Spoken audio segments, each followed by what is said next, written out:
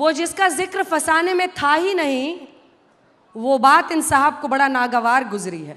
अब बैठे भी हमारे मंच पे हैं, बताइए, यही सुंदरता है। ये नया भारत है, ये घर में घुस के मारता है।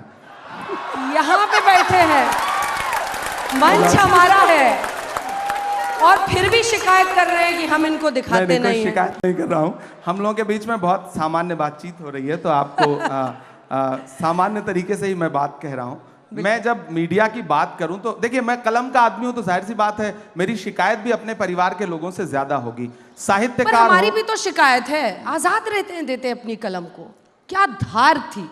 अब ऐसा लगता है आप स्वतंत्र पत्रकारिता चलिए शुरू करिए। बिल्कुल वही कर रहे हैं, हम लोग वही कर रहे हैं, और इसीलिए आप भी मजबूर होते हैं इस मंच पर आने के लिए। देखिए, आप भी मजबूर होते हैं, क्योंकि आज तक जैसा मंच है नहीं। इमरान प्रतापगढ़ी जी, आप भी जानते हैं आज तक जैसा मंच है नहीं। मैं महाराष्ट्र गई, शरद पवार से लेकर नाना पटोले ने मुझे इंटरव्यू दिया। क्यों दिया? क्योंकि उनको पता है कि हमारी क्रेडिबिलिटी और सर्वश्रेष्ठता पूरी दुनिया में धमक रखती है, और वो किसी एक व्यक्ति के बोलने से ना तो ऊपर चढ़ती है ना गिरती है। कुछ चीजें स्थायी होती हैं। तभी आप भी आए हैं, आपके कुछ प्रशंसक आगे की कतारों में बैठे हैं, वो भी इसीलिए आए हैं क्योंकि उनको पता है कि यहाँ पर से जो हम वीडियो एडिट कर करके डालेंगे वो वायरल होगा। अंजना जी देखिए, तुम्हारी बज़्म के बाहर भी एक दुनिया है। मेरे हुजूर, बड़ा जुर्म है ये बेखबरी। आज तक बहुत अच्छा संस्थान है, मैं किसी एक संस्थान को क्रिटिसाइज नहीं कर रहा हूँ। तो बाकियों का भड़ास यहाँ मत निकालिए। हम यहाँ अगर आए हैं ना, तो आपने हमें बुलाया है, हम तब आए हैं। बिल्कुल, हमारे मेहमान हैं आप।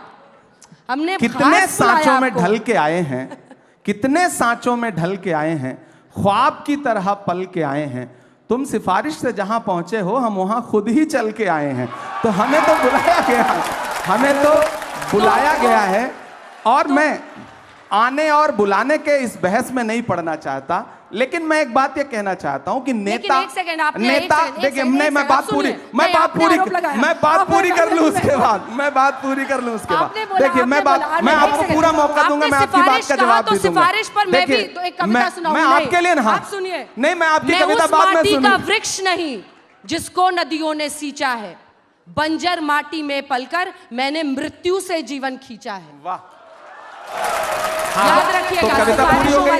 अब मैं बात जो कह रहा था कि यहां बुलाने और आने का सवाल नहीं है। नेता और मीडिया दोनों एक दूसरे के पूरक हैं। आप हैं तो हम हैं, हम हैं तो आप हैं। बिना हमारे आपका भी वजूद नहीं है, और बिना आपके हमारा भी वजूद नहीं है। हम दोनों एक दूसरे की जरूरत हैं, तो हम दोनों एक दूसरे को उसी रूप में कबूल करें। हम आपस में लड़े नहीं। तो हमें बुलाया गया, तब हम आए। फिलहाल बिल्कुल, आपकी कविता बहुत अच्छी थी, सिर आंखों पर आपकी कविता बहुत अच्छी थी, लेकिन नो डाउट आज तक बहुत शानदार कर रहा है, और ये कल तक बहुत शानदार करता रहेगा, मुझे पूरा विश्वास है। यही तो है कि आग भी जब प्रशंसा करने लगे, या पानी, व्हाटएवर यू चूज। नहीं, मैं प्रशंसा करूंगा, पर आग और पानी के बीच में समझौता होना भी नहीं चाहिए। मैं आपकी पत्रकारिता की प्रशंसा करता हूं, इसमें कोई दो राय नहीं। आप अच्छी पत्रकारिता करती हैं, और हम सब युवा हुए हैं आपको देख देख करके, आपको सुन सुन करके। ये मेरे लिए बहुत खुशी की बात है कि मुझे देख देख कर आप जैसे लोग जवान हो गए। हम एक वक्त में शायर भी बने और फिर नेता भी बन गए। जब यूनिवर्सिटी में पढ़ रहे थे, तो हमें मतलब कुछ चंद लोग हैं, चुनिंदा लोग हैं, जिनकी पत्रकारिता सुन रहे थे हम लोग, और हमें लगा कि पत्रकारिता की पढ़ाई करनी चाहिए। तो उसमें आपको क्रेडिट देता हूं मैं इस बात के लिए। अब राजनीति में आ गया, पार्लियामेंट में चला गया, लेकिन उम्र तो कम ही है ना। वजन बढ़ गया, राजनीतिक वजन कह रही हूं मैं।